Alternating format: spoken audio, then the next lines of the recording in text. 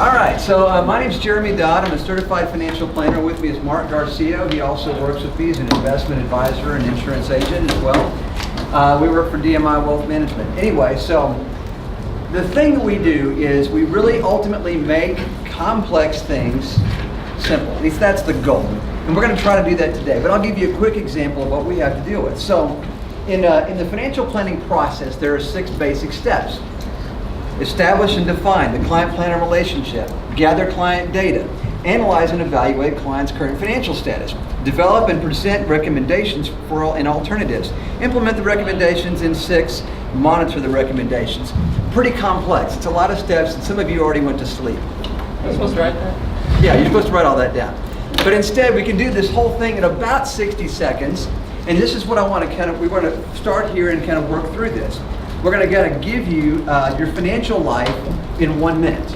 So here's the idea. This is something I want you to kind of write down. Hopefully, you should only take notes on the front and back of this piece of paper. We're hoping it'll all fit on there. It all starts with you. You are something that's kind of a big deal. We'll go into more of that if we have time. You get to make money that goes into the inbox, right there. Good so far? I didn't ask you to time me, probably should have. Should only take 60 seconds. We have the outbox.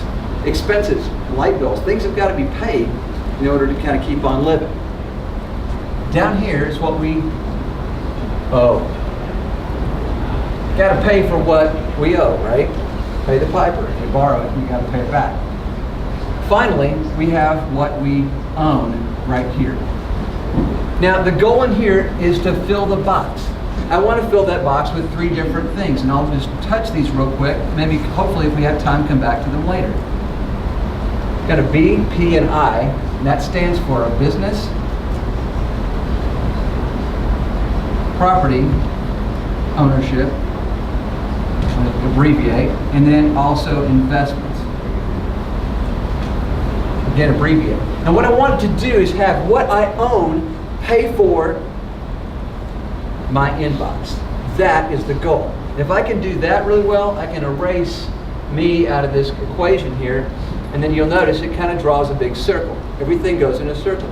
If I can do that real well, I've kind of made it, so to speak, financially speaking. So, you're about to, many of you are going to launch to college, right? Okay. What box out of these 4 can you really make the biggest impact on while you're at school? Outbox. Anybody else? O. Because you can't make you're not going to go into college with a $100,000 job. That's what you get out of college for, right? I think here's my thing. The outbox is probably the most important box of the 4. I had a quick story, and then Mark's going to take over. I had a guy call me a few years ago and says, look, I'm retiring from my job. I've been working at it for 40 years. I'm ready to get this next phase started. And here's what I need. I said, okay, I'm all ears. I need to draw $1,500 a month. That's $18,000 a year, quick math. And I need to be able to draw that out of my IRA. I'm like, okay, that's cool. How much is in your account? He said, $900,000. I said, you're going to be fine. You don't have a problem. It's all about that outbox. He wasn't spending very, very much. His money's going to last a long time. Now, I'm going to kind of kick it off to Mark from here. Well, college attacks this outbox, and they do a really good job about doing that. What is college? College is going to be an experience. It's going to be the most expensive and best experience of your life. Let's define experience. There's 2 definitions I want to go over with y'all about experience. Knowledge and skills that go over time, that you gain over time. What are these? These are going to be the books that you read, the labs that you go to during college. This is also going to be the student teaching, the job shadowing you do, the residency you do. This is also going to come from the jobs that you work at college. For instance, if you're a waitress or a waiter, you're going to learn the skills of communication, customer satisfaction. For me, I was a manager of a store on campus, so I learned how to deal with employees and also customer satisfaction. The second definition to experience is something that you go through. And this is what you're really going to feel when you go to college. This is going to be the friends that you meet, the social clubs that you're a part of. These are going to be the late night study sessions that you have with your classmates, studying for end of exams and end of the term exams, things like that. Whether you realize it or not, this experience, it's a business. College spends millions of dollars a year to build facilities, stadiums. For instance, ACU just spent millions of dollars on the football stadium so they can. It's about 40 million. That's Okay. Well, they spent $40 million to build a stadium to draw student athletes, alumni, future students to come to their facility. Texas Tech installed a lazy river, water slides, swimming pools at the rec center so they can attract students. These colleges are spending millions of dollars on their dorms. They have fancy coffee shops and restaurants. They're bringing in the best professors so that they can give you the best education possible. So it is a business, and they're really good at it. They want you to come spend your money and leave with an education. Let's define the system. College business is a system that invites you to make a trade. And what is that trade? Does anybody know? Well, they want you to come use their facilities. Come learn from the professors. Come walk around campus and spend your money. Wear their gear, everything like that. And is that okay? Y'all think that's okay? Spend tens of thousands of dollars to come to college to experience it and to gain knowledge? What do you think, Gage? It's perspective. All right. Well, what do you gain from this? What do you gain from spending your money and your time there? Get a degree. You get a degree. In some cases, you make networks. You communicate with future employees or just you communicate and you make connections there. You gain the experience of college. What does the college get in return? Money, tuition. What else are they hoping that you do? Stay longer.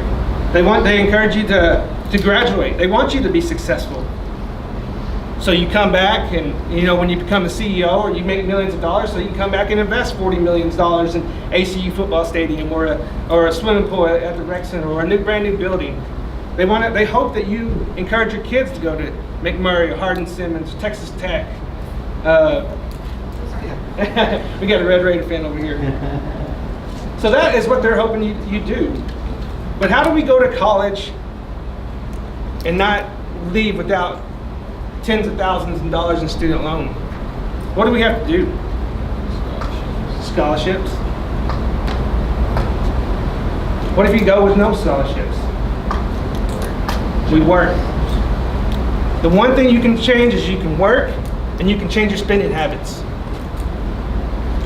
And how do you do that? Well, you got to categorize it. You got to categorize your needs and your wants. Do I really need a $1,000 iPad or a $1,000 phone? No, probably not. Well, Jeremy and I are going to go over the 3-2-1 success method. And what is the 3-2-1 success method? Well, we're going to start off with 3 different tanks here. It's going to be the 3 tanks.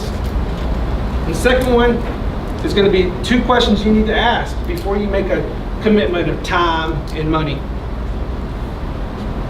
And finally, we're going to go over the $1 method. Oh, the $1 mine. Sorry about that. All right, let's circle back to the 3 tanks here. Everybody has 3 tanks that they need to stay above empty. And the first one here is going to be spiritual, if you want to write this down. Emotional. And physical. If any one of these tanks goes to empty, that starts a chain reaction. And we call it the 3 F's. And what are these 3 F's? The first one's going to be fatigue. If you're spiritually, emotionally, and physically on empty, you're going to be fatigued. And at this point, it leads to the next F, and it gets worse. We call it the fog. but it's when you're anxious or you're depressed, you start making short-term decisions that ultimately leads to the last one, is failure. So I'm going to go over each tank here, and I want you to write down, and I want you to analyze yourself and kind of see where you're at right now, and see where you need to work on. See if any of these are on E or if they're all full. The first one is spiritual. What do y'all think goes in this tank? What do you think fills this tank? What's that? Faith. Faith. What is all pertaining to faith there? What is it? Just religion? Like going to church, you think, on a regular basis? You think that fills that tank? All the way. Not all the way. What else? What else? Prayer. Prayer. That's a good one. What I like to do, I like to listen to podcasts and YouTube videos of preachers that I like and sermons that I like. How about a daily devotional? Does anybody here do that? There we go, we got one. All these things right here can lead to a well-balanced tank. It may not be full all the time, but it may not be, it shouldn't be empty. But all these can lead to a full tank. The next one we're going to go over is emotion. The emotional tank. And this has to do with relationships. Does anybody have any idea what this would be in this tank? Family. What we're thinking here is family. How good is your relationship with your parents? How about your friends? Do you have a good network of friends? Are they leading you to make bad decisions? Good decisions? You want friends that surround you, that build you up, encourage you, help you make good decisions, okay? Does anybody here have a mentor? There's lots of gentlemen and ladies here that would be willing to be your mentor. We have lots of knowledge and wisdom that we can give you going to college and even after college, okay? That's going to affect the relationships that you have, will affect your emotional state here. And last but not least is the physical. What do you think goes here? Health. Health, yeah. When I thought about this, I thought back to my college years, and sleep was on that list. I didn't sleep much in college.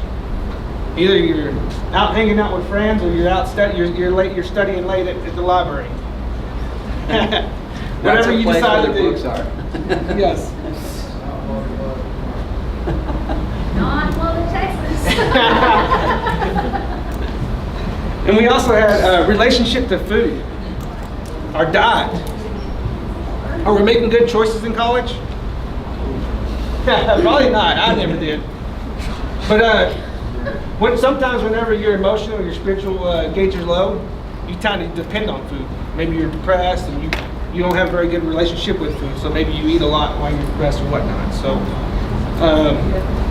going to the gym on a regular basis also is on this one. But we need to maintain a healthy balance between all three of these while we're going through college or even through life. Because if all these are full, you're making good decisions. So I don't know if you've ever been sleepy and starving. I mean, what do they call it? Hangry? You don't make good decisions when you're hangry. So the next portion is going to be to our questions test. Whenever it comes time to make decisions about your time or your money, you want to look at these tanks. The first question you ask yourself is, will it drain or fill my tank? The money and the time that I spend going to church, is that gonna fill my tank, or is it gonna drain my tank? Well, it may fill it. How about giving to church, giving your time? That'll fill a tank. You may not feel it at first, but you give it the right reason, it's gonna fill a tank. So think about that. Your first question is, what tanks is it gonna drain them or is it gonna fill them? And the last question here, the number 2, is which one is it gonna fill? Are you low on one? Do you need to fill or whatnot? Do you need to go spend time with friends, or do you think you need to go spend time with God? It's all that analyze. You got to analyze kind of how, be aware of yourself. So, The last one is the $1 mind. That means you have $1 today. And this is the last dollar that you're going to get today. if you were going to get only one a day, and one the next day, and one the next day, but no more and no less, does that change the way you think about what you have today? I think it might. And at that point, you're going to have to start thinking about, well, how do I maximize these gauges with the one thing I have today? I've got to think about my fuel tanks, spiritual, emotional, physical, what I'm going to spend my time, which I have some of, and my money, which I have a limited amount of as well. So if you kind of say yes to the idea that this might change my thinking, at that point I'm ready for a spending plan.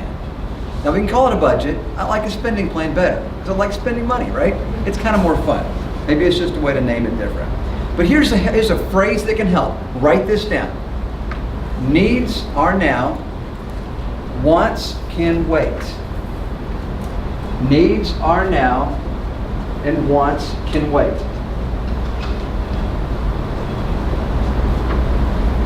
So, under the different categories we've written here, I'm going to kind of line these up a little bit, and we're probably going to run out of room. The needs are now. And down here, we're just going to do a few of these. Wants can wait. What are some of the needs that we've got to take care of? College tuition. I got to pay for stuff. Okay, well, let's go more basic than that. Food. Food. That's absolutely right. I need food. I need to breathe air. That is one of, that was actually written down. Abraham Maslow did this thing called the hierarchy of needs. It's a little pyramid, and at the bottom of this is physiological needs. I need food. I need to breathe. I need to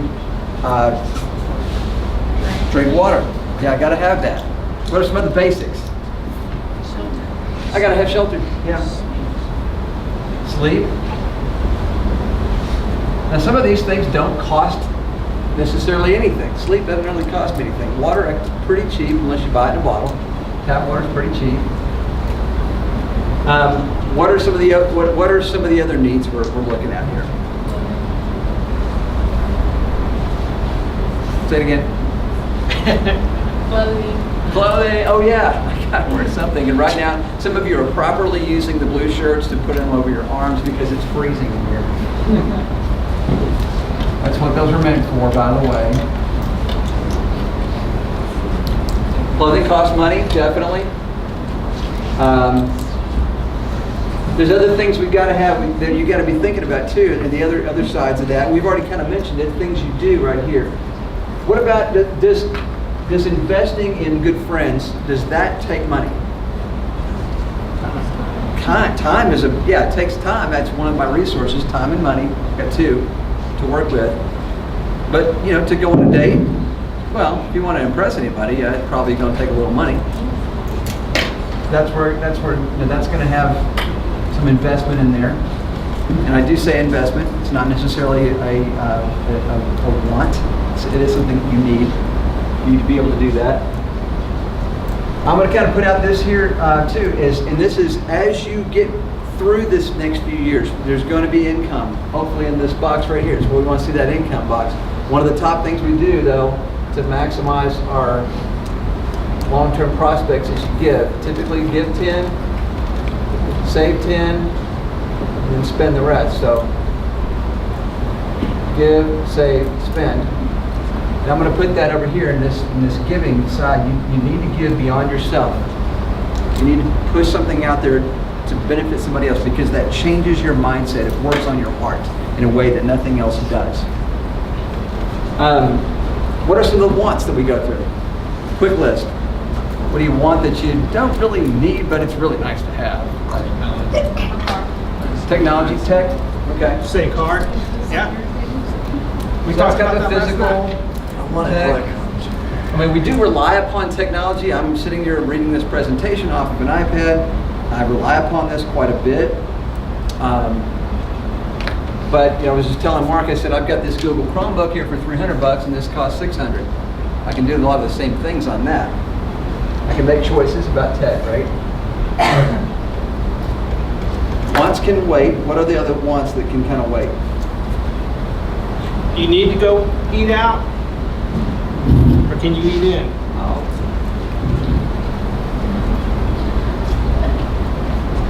Depends on how well you Okay, can yeah. Yeah, it depends on some skills. You might need some skills. You might need skills to go in this box. Yeah, so I might put that in. Go get you a ham sandwich. Skills. If your skills are boiling water and that's it's kind of limiting right there. So you might need some other skills too. Maybe pushing the thing on the microwave. Okay, so I think what I wanted to do with this was to kind of talk about the 3, the 2, and the 1. It's 3 tanks, 2 questions, and then that $1 mindset. And kind of here's why. If I can get you to think about the process of thinking through decisions, then I can probably get you to hold on to more of what you make. $1 a day, that one thing I have per day, and that's all I get. It makes your decisions differently than if you just had an unlimited supply. I would love to see this. I'd love to see under the investment category, I'd love to see $1 million in this box for you. This would be great. In fact, to get $1 million, the easiest way is to take a lot of time to do it. Makes it a lot easier. So here's kind of a quick formula. If I were to take $287, sounds like a pretty big chunk of a budget, per month, and I were to put that away at an investment rate of about 8%, in 40 years between age 20 all the way to age 60, never investing any more than that, then I would have $1 million by the end of that period of time. Now, if I wait 20 years, I've got to invest 3 times as much, or quadruple the amount.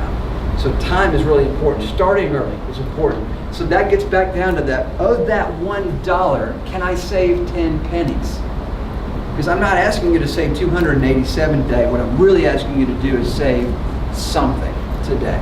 It's all about starting now and working from that point.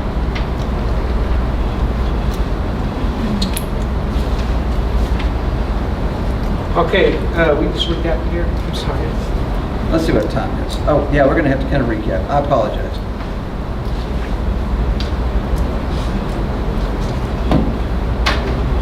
Well, let me finish. I'll finish this up. Since we're kind of running short on time, we wanted to spend a lot of time on the outbox. Wanted to touch on this whole thing. I would love for you guys to be able to own a business, own some property. Have you ever paid rent before? If you paid rent, wouldn't it be nice to be the other way around and own the building that people are paying rent to you? That's pretty awesome. And it's a form of wealth building. And invest. You can invest with little to very little money, and it starts immediately.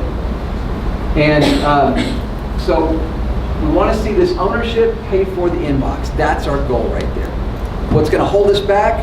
It could be this guy right here. What you owe, when you owe something, your choice is made.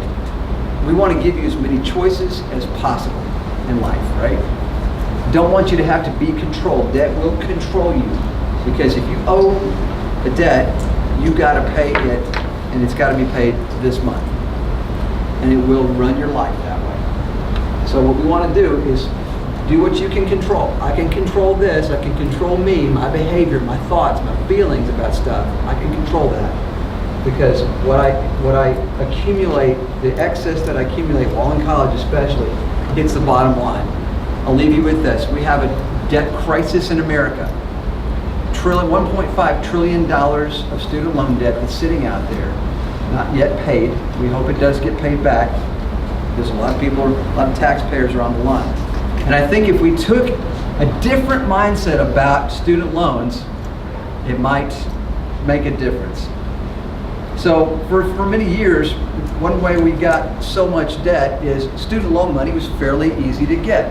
And there was no expectation of a profit. So college really is an investment in you, right? It's a good one, I think. And it doesn't have to be 4 years, it could be 2, it could be 6, it could be 10, but it's going to be an investment at whatever level you choose. The trick is to expect something out of it. I expect to be better. I expect to be more productive, so I can make a profit off of that very large investment. But I think there was a lot of years where no expectation of profit was made. So I heard it the other day, kind of a comedian said it like this. If we treated student loans like business loans, we wouldn't have a student loan problem. So hear me out. 18-year-old walks in to the bank and says, Chris, how about a loan? Well, Chris is going to say, what's your plan? He's going, wait, hear me out. What's your plan? Well, my plan, Chris, is this. I need $100,000. For the next 4 years, my plan is I'm going to stay up late. I'm never going to show up on time or go to class at all. I'm going to drink a lot. And I'm going to end up with a master's degree in bagpiping. Chris is going to reach for a stamp. It either says approved or denied. Which one is it going to be? Denied. Unless you're really good at bagpiping. We got to think about college differently. College is the investment. We should expect a profit out of it. It is an experience, and it is a wonderful one, but it is truly an investment. We've got to make sure we can control what we can control, which is really, at the end of the day, me. That's all I've got. So with that, I hope we've left you with a few tools. We're going to get later on, I believe there's a budgeting. We're actually building a budget later on, right? So there's a little more nuts and bolts to this, but I wanted to kind of get above that and think, why? Why do we even talk about this? Why do we do it? So I appreciate y'all's time, and I think we're going to go to lunch now, which is even the best part.